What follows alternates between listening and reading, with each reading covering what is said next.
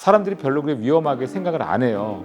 이게 불이 나면 화재 확산도 빠르고 불을 끄기도 어렵고 아세톤 이런 것들이 바로 위험물이 되는 거죠. 그래서 이스라엘이라는 나라는 이 아세톤이라고 하는 물질이 없었다면 아마 태어나지 못했을 그런 나라거든요.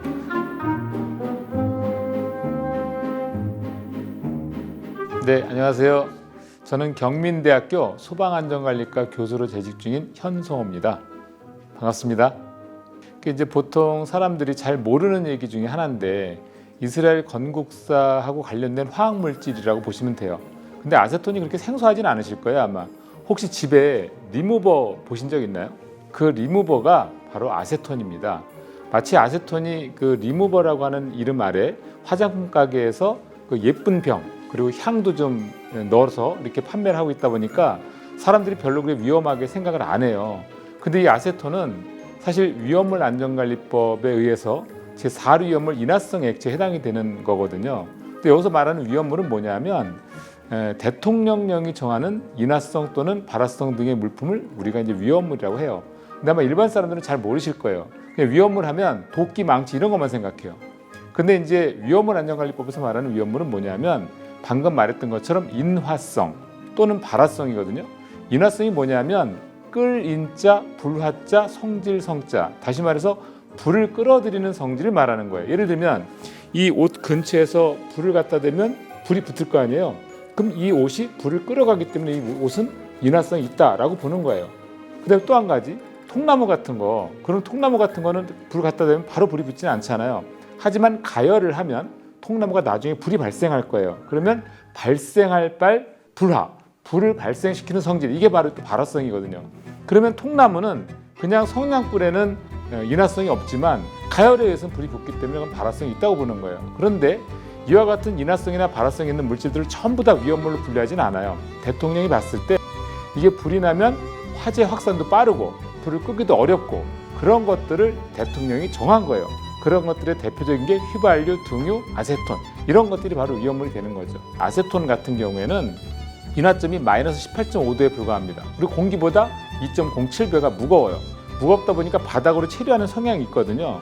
근데 특징은 뭐냐면 이 아세톤은 각종 유기용제로도 쓰이지만 그렇지만 그 무연화약인 니트로셀룰로스를 녹일 때도 쓰는 게 아세톤이에요.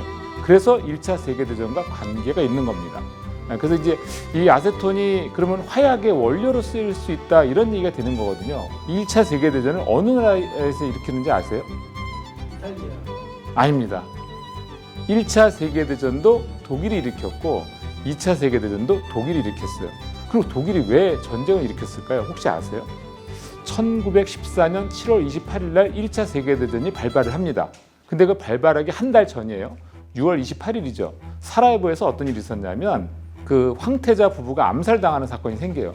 그게 왜 그러냐면 그 당시 세계 그 지도를 조금 우리가 이제 그 상황을 좀 연상을 해야 되는데 그 당시에는 강대국 동맹국들끼리의 경쟁이었어요. 뭐냐면 영국과 프랑스와 러시아가 3국 협상국으로 이제 뭉쳐 있었고 그 다음에 헝가리, 독일, 오스트리아가 3국 동맹국으로 대척점에 있던 그런 상황이거든요.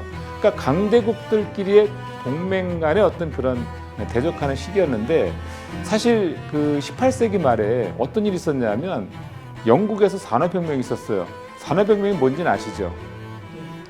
그동안에는 가내수공업으로 물건을 막 만들다가 갑자기 공장화가 되니까 물건이 너무 많이 만들어지는 거예요.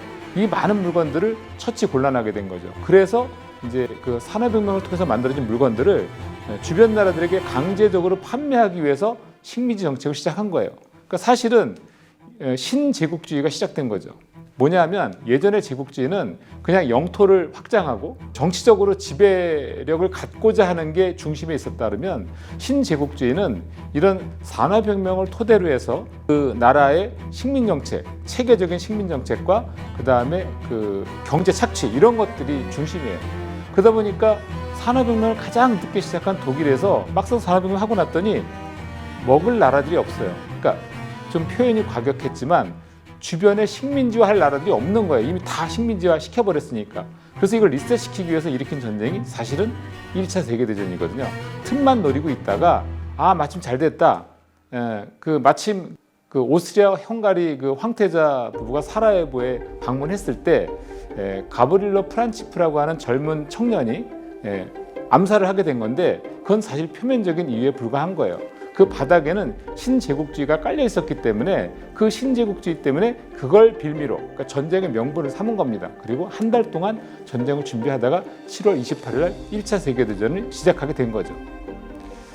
그래서 이제 사실 처음에 전쟁을 시작할 때 영국 입장에서는 별로 그렇게 대수롭지 않게 생각했어요. 왜냐하면 영국에는 아세톤이 엄청나게 많이 있었거든요. 아까도 말씀드렸지만 아세톤은 니트로셀룰로스라고 하는 무연 화약을 녹일 때 쓰는 물질이거든요. 그게 많으면 사실 문제 없어요. 근데 더 중요한 건 이 아세톤 말고도 화약을 우리가 수입을 해서 전쟁 때 써야 될 거 아니에요.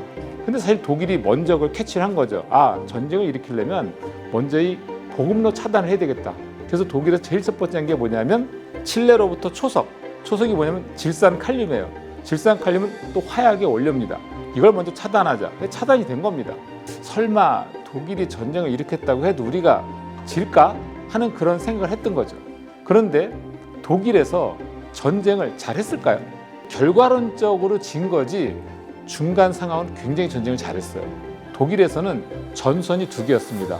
서부전선에 영국과 프랑스를 상대로 해야 되고 동부전선은 러시아를 상대로 양쪽 전선으로 전쟁을 해야 되는 상황이었거든요. 그러니까 독일에서는 양쪽 전선임에도 불구하고 이미 화약의 그 보급로는 차단된 상태이기 때문에 승승장구하게 된 거예요.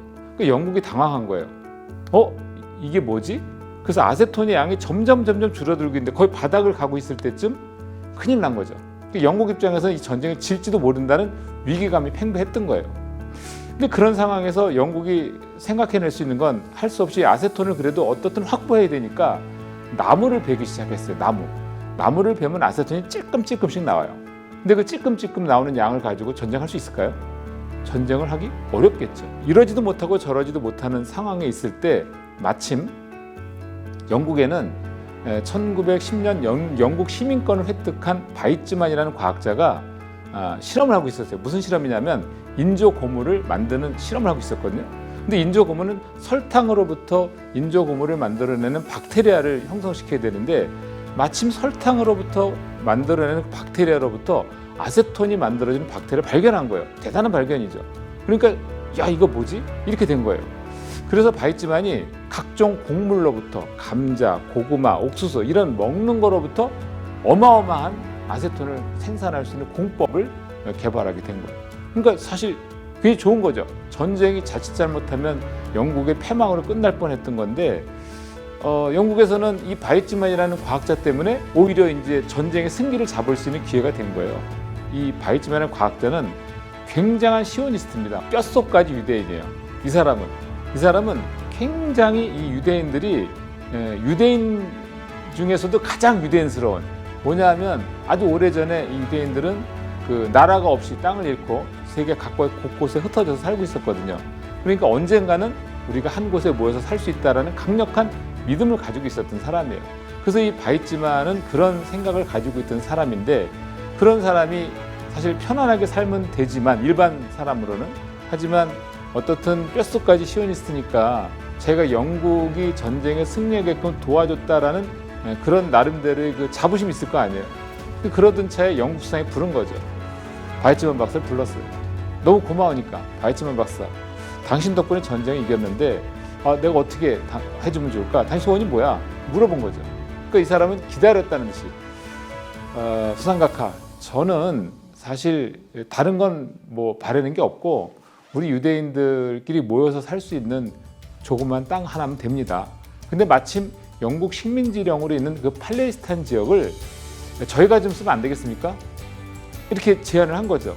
그랬더니 이 영국 수상이 갑자기 당황한 거예요. 왜 당황했을까요? 그게 1915년에 그 아랍인들이 오스만 제국을 물리치고 니네 거기서 나라 건설하고 살 수 있게 도와줄게 라고 하는 선언을 해버린 거예요. 맹망한 선언을 한 거죠. 영국 입장에서는 강대국인데 약속을 안 지키면 좀 곤란해지잖아요. 근데 가만히 생각을 한 거예요. 영국 수상이. 이거 내가 이 약속을 지켜야 되나?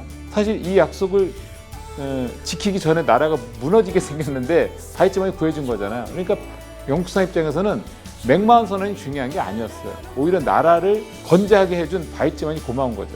그래서 그 즉시 바이츠만 제안을 받아들여가지고 그 맥마흔 선언을 파기를 하고 그리고 벨포어 선언을 해버립니다. 좋습니다. 팔레스타인 지역에서 당신들이 모여서 하십시오. 지원하겠습니다. 이렇게 된 거예요. 그렇게 해서 건설된 나라가 1948년 이스라엘입니다. 그래서 이스라엘이라는 나라는 이 아세톤이라고 하는 물질이 없었다면 아마 태어나지 못했을 그런 나라거든요. 그래서 저는 우리 학생들이 공부할 때 이런 그 물질들과 관련된 세계사를 같이 공부를 하면 좋지 않을까 싶어서 이런 얘기를 반드시 좀 해드리고 싶었습니다.